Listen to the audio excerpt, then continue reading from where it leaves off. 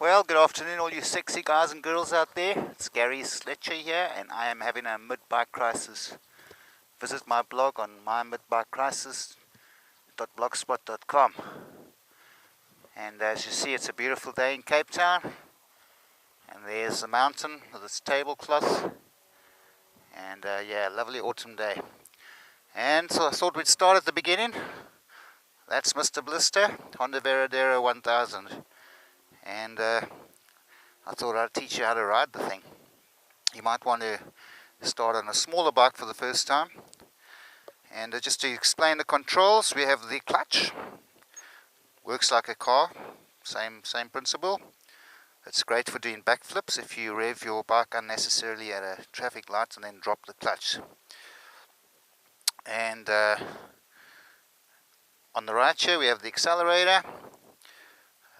To open the accelerator you go that way, and to close it off that way, and if you let it go it should click back to its original position.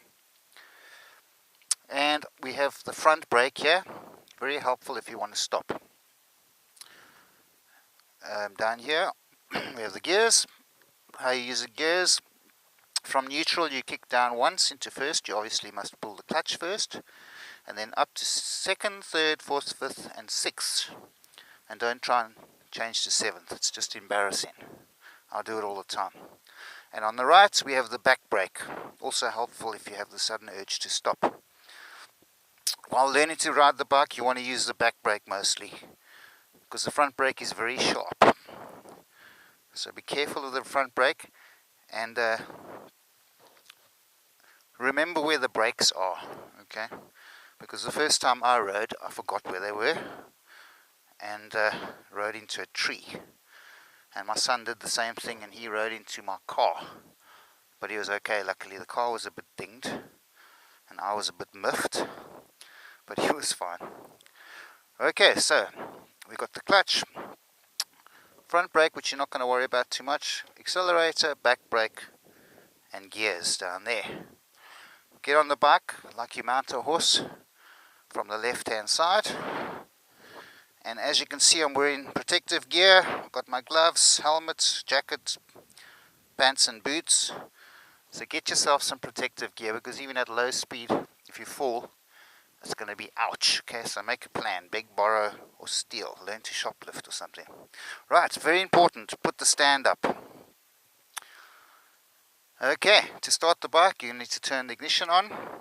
This is the kill switch, which is in off position, to make sure that's on, and hit the start button. As soon as it starts we're going to release the button so we don't kill that very expensive little thing deep down inside the engine somewhere. Okay, I'm going to pull the clutch and kick it down into first. We're in first gear. You heard it click there, I hope. Now before we touch the accelerator, I'm not going to open the accelerator. What I'm going to do is let the clutch out until I find a friction zone where the clutch engages with the engine. And you can see I'm moving forward slightly, and I'm just feeling where that friction zone is. And I'm going to just let the bike roll forward, and I'm duck walking, holding myself up. And here we go. I haven't touched the accelerator, it's completely off. And I can put my feet on the pegs now, using the back brake to slow down. Forget about the front for now, and do a nice slow turn and come to a stop. Remember to put your feet out. Might be embarrassing if you don't, especially when a girl is jogging by. Okay, which tends to happen a lot in Camps Bay. So we're going to do that one more time. Just letting the clutch out, feeling where the friction zone is, and the bike's moving forward. Don't exactly have wind in our hair, and I'm just duck walking it, but I'm putting my feet on the pegs now. The bike's going smoothly. Just feathering the clutch as well, just letting it out and just keeping it in that friction zone. Another slow turn and back brake, and come to a stop. Now I'd suggest you do that a few times just to get used to the bike, Get used to where that friction zone in the clutch is. And as you see, there's a girl jogging again. And I shouldn't be looking. Right, where were we? Okay, so you want to do that a couple of times to get used to the clutch, because if you drop the clutch, the bike's going to lurch forward. Now once you've got that under your belt, you want to start using the throttle, but very, very gently, okay? And this is how you do it. You obviously put it in first gear, which I already am in, and open the throttle slightly, about 2000 revs, and let the bike go slowly. Put your feet on the pegs, back brake, and now you can, as you see, I'm just letting the clutch out, just a little bit of throttle, very gently. And as I said, remember where the brakes are, so don't panic if the bike lurches forward or whatever. Just slightly, or should I say gently, tap the brakes.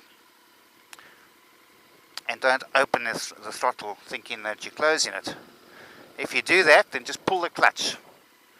So it's back brakes and clutch will get you standing still very quickly.